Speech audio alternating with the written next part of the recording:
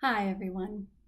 This video is going to be about interpreting the tension flow rhythms and will support you with your homework for Liza. So let's just review a little bit about the tension flow rhythms and what we know about them.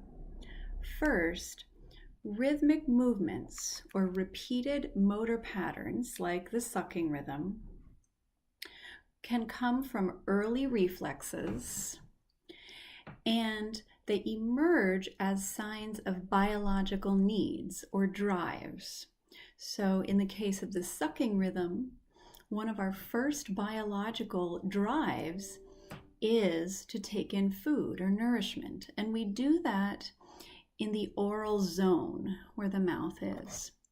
So because we've got a biological aspect, these rhythms represent very primal and early and foundational patterns that will set us up for things like personality development, which we'll learn when we talk about the attributes. But for now, we're focusing right at the very beginning of life. So Kestenberg noticed patterns in children ages 0 to 6, in that each year of development, there was a spike in very specific rhythms of that year of development. And each year of development showed an indulgent or smooth quality rhythm, as well as a fighting or assertive or perhaps aggressive quality of movement. All of the movements, as we said, reflect different biological needs and drives, and may or actually do also come from reflexes. So the baby, for example, with the rooting reflex or the feeling of stroking its cheek, and the baby starts to purse its lips and do the sucking rhythm, is a very early pattern. So there are connections to the reflexes as well. So in each year of life, we expect to see the rhythms of that year most predominantly. So for example, an infant who is 0 to 1 years old, if we were to do a KMP profile, we would expect to see most of the rhythms occurring on that 0 to 1 line in the graph, with the sucking rhythm and snapping biting. We don't expect to see a lot of strain release, jumping, spurting, ramming, all of those patterns we might see some of, but we don't expect to see a lot of them. So for example, in a child who is 0 to 1, if we didn't see a lot of sucking and snapping, biting, but we saw a lot of, say, drifting or starting, stopping, that would be a concern for us from a KMP perspective, because the assumption is that the child needs the foundational patterns of 1 year to prepare for the next year. So each year's patterns need to be integrated properly. Now, what happens if there is a disturbance in development? So what Kestenberg theorized is that if there is a disturbance or some kind of trauma for the child, the rhythms of that year of development when the trauma occurred will either be very frequent or will be completely non-existent in the child and throughout their development. So what that means is when we are working with adults, we might see an adult who has a lot of, for example, the biting rhythm. And this might be a frequency that we see. And if that's the case, what we would hypothesize is that there is something in that adult's history that is not integrated. And it has to do with the first year of life, because the biting rhythm is from the first year of life. And so this is the body's way of telling us that there's something unresolved from the first year of life.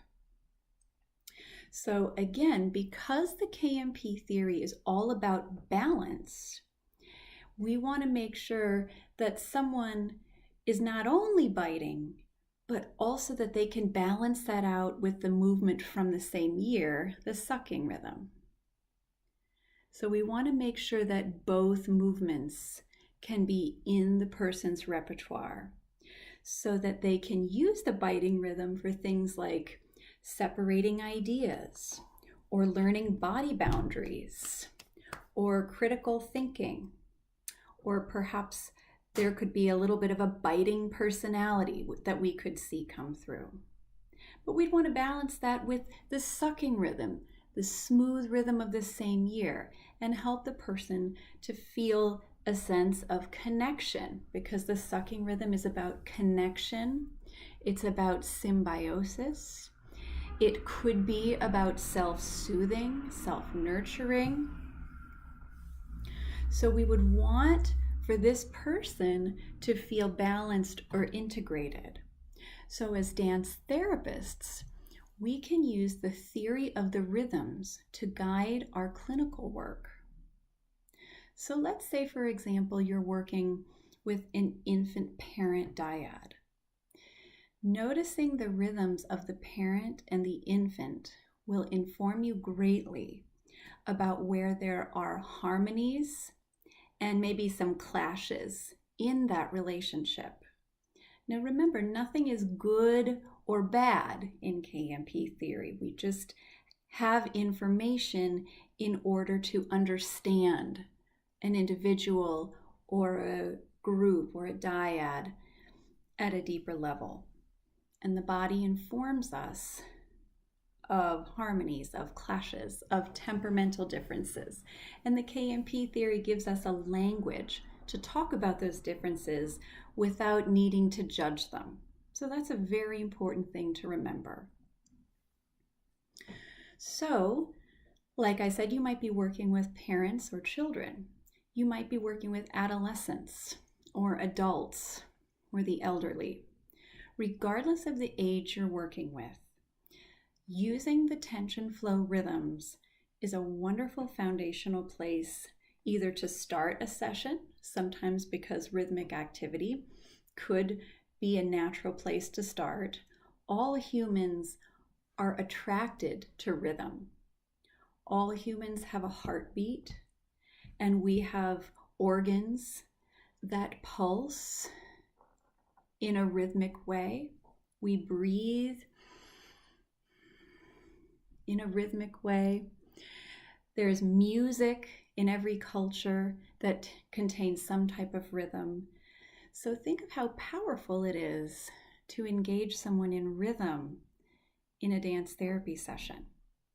And because you know the KMP rhythms, you have a choice of which rhythms might be helpful for that person to embody. And also you have a developmental guide for which rhythms perhaps to start with or go back and integrate. So that being said, let's say you're working with an adult, and that adult really likes to be in the twisting rhythm all the time. It would be interesting to see if that adult could be playful and could be fun, and also to see if that adult might have some features of avoidance or conflict avoidance or avoidance of feeling states. So the twisting rhythm can be a wonderful rhythm to help us be adaptive, to be flexible, to help us adjust to situations. And the twisting rhythm can also help us to avoid things that are uncomfortable, or thoughts that are uncomfortable, or people. So we can start to think about these rhythms psychologically. And as we think about interpreting Liza, we can look and see, okay, Liza is not quite old enough to see a lot of the twisting rhythm, but she's close to a year old, so we might start to see some little twists of the wrist, for example. Okay, so what we're looking for with Liza is approximately 1 year old child. So the first thing that we do when we interpret a KMP profile is to say, how old is the individual? And what are the movement patterns that I expect to see from this individual? Now remember, on a foundational level, the movements that we expect to see or hope to see are assumed to be relatively universal. And the reason is because all humans have organs and all humans need to take in food. And we can take in food either, if it's a liquid, we can take it in with the sucking rhythm. Or if the food is a solid, we need to bite it and break it down before we can swallow it. So keep in mind that from the KMP perspective, the idea that all humans share these patterns and display these patterns is pretty foundational to the KMP work. Now, how we interpret those patterns is more of a cultural perspective. So I want to reinforce that the KMP has a foundational element that is meant to serve all humans. And then it is also friendly toward any worldview with how you want to interpret those rhythms. Now, it just so happens that the KMP offers an interpretation, and some of those interpretations have shown to be valid, both in Western contexts, Eastern contexts. There's lots of interesting research about how the KMP has been applied cross-culturally, and of course we still need more and more. But this is an interesting key concept of the rhythms, is that as humans we share a common need, and these needs can be seen in the body. So if we're working with someone from a different culture, not necessarily a different ethnicity, but maybe a different family culture, social culture, etc., connecting using the rhythms and using the rhythms as a perspective to see, where might there be harmony in this relationship? Where might there be clashes? Where are there opportunities for connection? And empathy are what the rhythms provide for us. So the rhythms are our way as dance therapists of creating empathy. When we match the muscle tension of someone else and we put it in some part of our body, we're communicating, I get you, I see you.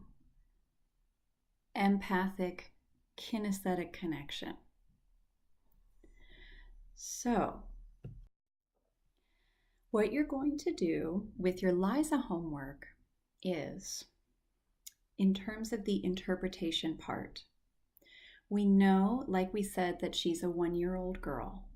So what you're going to do is go to what you know about the movements in the first year of life. So what you're going to do is write a paragraph of what we might expect to see according to KMP theory in Liza. What rhythms might we expect of a child her age?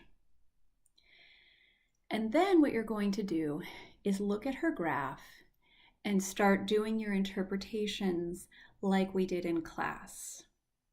So for example, does Liza have at least 2 boxes on her diagram of the biting and the sucking rhythm? We hope she does. So that's the first thing we want to see. We want to see if she has any other movements that show up. Does she have twisting, strain release, running, drifting, spurting, ramming?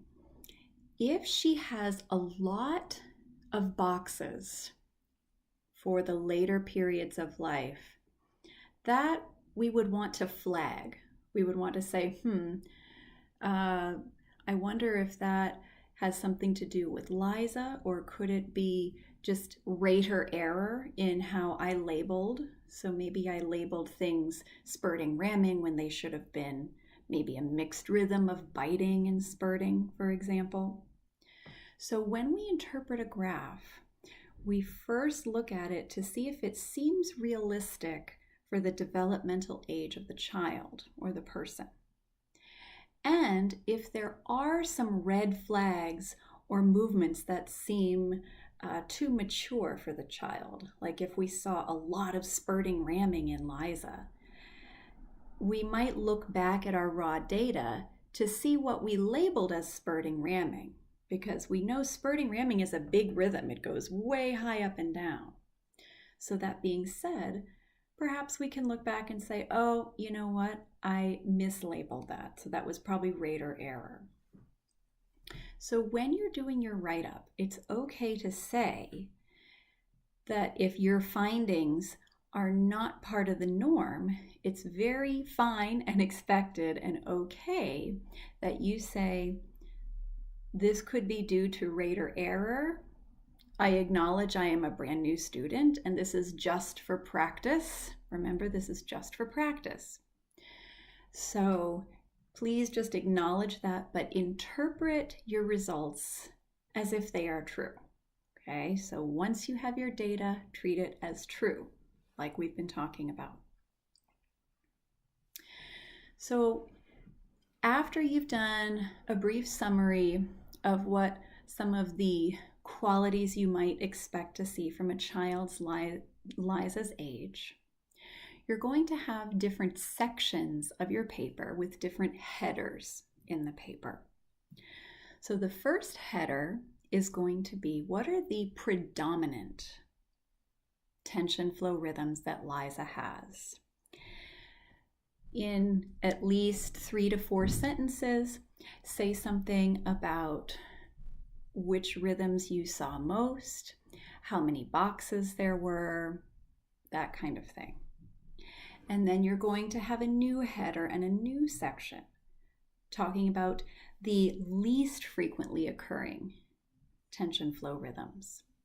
So start with the pure rhythms. So most frequent and least frequent pure, and then follow the same structure for the mixed rhythms. What were Liza's most common mixed rhythms? And what I'd like for you to do as a reminder is to write her top 5 mixed rhythms next to her tension flow rhythm graph.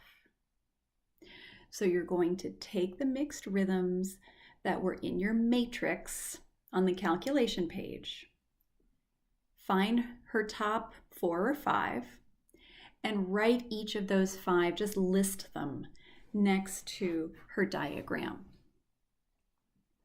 So in your mixed rhythm section, do some hypothesizing about Liza's needs.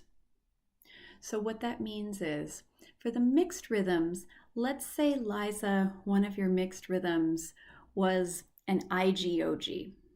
Now we might not expect that for a child her age, but let's just pretend that IGOG, the swaying, jumping combination mixed rhythm, was used quite a bit. So we remember that rhythm has a little bit of a jump and a sway mixed together, okay? So what you're going to do is say, what do I know about the swaying rhythm? And what do I know about the jumping rhythm? And then I'm going to start to see how when they mix together, they might be reflecting some of the external influences of Liza. Mixed rhythms say a lot about our early caregivers or external environmental influences on how we are meeting our needs. So let's say, for example, Liza has a very exuberant personality, and she's often very much into being seen. This is all qualities of the jumping rhythm. And let's say that her caregiver was very intergenital. Her caregiver was very much often low intensity, which is the opposite of jumping. So Liza's high and her caregiver's low. So we find that Liza has a lot of the mixed rhythm of the two. So what that says is Liza might be containing her exuberance by mixing in some swaying rhythm with her jumping rhythm. So she's not out of control. She's able to contain it, say, because we know the swaying rhythm is a container rhythm. It's also very indulgent. It's also very low key. So we could say that maybe Liza is modifying her needs to be seen with a little bit less intensity. So she's able to contain and sort of dial down her intensity to meet the social needs of the situation. Okay, so that's how mixed rhythms work. Now remember, the pure rhythms are about very distinct needs, very distinctive needs. So if someone is just doing the biting rhythm without mixing anything into it, we could say at the time of this observation, this person has a lot of biting rhythm. So that says to me, this person has a strong need to feel differentiated. They might be a very critical thinker. They might be really into saying this is good, this is bad, I like this, I don't like that, I want that, I don't want that. They might be skilled at critical thinking, at organizing, at structuring. So we can start to imagine possibilities for the person. We are not defining them perfectly, but we're starting to imagine how this person might be and what needs they're expressing. So again, when we look at Liza, if Liza has a lot of twisting rhythm, she might be expressing a need to be playful, or a need to be curious, or a need to explore, or a need to avoid, or a need to be out of control and messy. Okay, so all of the qualities that you know about each rhythm, start to put them into a story that you begin to hypothesize about what's going on for Liza. What has she been communicating to us through her body that our bodies were able to pick up on by attuning to kinesthetically and writing it on paper? Okay. So you're also going to talk about some of the statistical ratios. So you're going to look at her indulging and fighting ratios, because we want to know, does Liza seem to have more accommodating needs and temperament and personality? Or does she seem to prefer setting boundaries, being clear, being differentiated? Okay. In pure rhythms, we expect a fairly balanced ratio of indulging and fighting, with perhaps a little more fighting, so like 1 to 1.2. With mixed rhythms, we expect to see indulging rhythms be twice as much as fighting, because what that says is indulgent patterns help the person temper or modify or accommodate their drives in order to be socially harmonious, either with one person or a group. It doesn't matter, but that's what the ratio of mixed rhythms in general is that we're looking for.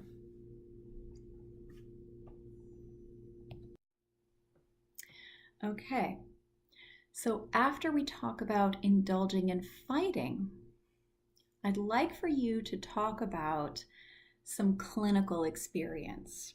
So here I'd like for you to pretend that Liza was a client whose parents asked you to review this videotape of her and to tell them not only about her rhythms and her needs that she's expressing, but also what kind of dance therapy you might do with Liza and or her caregivers. So let's say, for example, Liza has a lot of sucking rhythm, and you noticed she had no biting rhythm. Well, that would be a concern for us as a dance therapist because we're looking for balance. If a child is only doing an indulgent quality, they're out of balance because they need to be able to self-differentiate. We need to be able to do both. So you might say, oh, I noticed that Liza doesn't have much biting. So I might want to create some movement interventions that can facilitate the biting rhythm in Liza. So maybe playing games, like in the US, there's that game called patty cake where you tap hands. Or we might be animals and try to be animals that can have the biting rhythm. We might get balls and props. Sometimes there are balls that have little knobs on them that the child could bite on. So props will be hugely useful, especially for a child Liza's age. So have some fun with the clinical section and write a paragraph of how you might work with a child like Liza, whether or not she's balanced or out of balance. Now, if Liza is balanced, because the KMP is a strength-based system, talk about some things that you think are working well for Liza and how we can keep strengthening them. So how are some nonverbal movement creative ways we might work with Liza to just maintain and to develop her skills so that she's integrated and prepared for the next year of development when the twisting rhythm and the strain release rhythm will be the next area of focus in her body. So I'd like for you to write these in sections in your paper. I would like for you to use the meaning of movement very thoughtfully, very thoroughly. There's lots of information in there, as well as the assigned articles. So I'd like for you to have at least 2 references in the paper and make sure you cite your sources accurately. Don't plagiarize. So if you copy a sentence directly from an article or a book, it must have quotation marks. And if you have any questions at all while you're writing the paper, if there's anything that I can clarify, perhaps something you've read in the book or read in an article that you want some more clarity on, please reach out. Since we don't get to see each other every week, it's very, very important that I connect with you, that you feel like you can have all your questions answered, and that we can maintain that communication. So please, please do reach out. Even if you'd like a Skype chat, if there's anything I can do to support you, please let me know. So that's all the information for how to interpret Liza's diagram. Check the book because there are examples in the back of the book, and you can even model your paper after how the examples and case examples in the book are laid out for you. So you're going to turn in your written write-up of Liza, check the syllabus for all other instructions. You're going to send me your raw data, your calculation sheets with the matrix on them, your diagram, and send it all to me electronically. You could send it as a PDF format if you like, and I will get those back to you as soon as possible. So again, these papers are due November 7th. Nothing is due October 31st. And in the meantime, I wish you all the best. Have a wonderful rest of your October. I'm here for you, supporting you. And I'm really looking forward to reading your discussion board posts this week on looking at some brief rhythmic data from one of the clients at your practica. Looking forward to seeing what you learn and maybe how the rhythms can deepen your understanding and make connections. So I'll say bye for now. Have a wonderful October.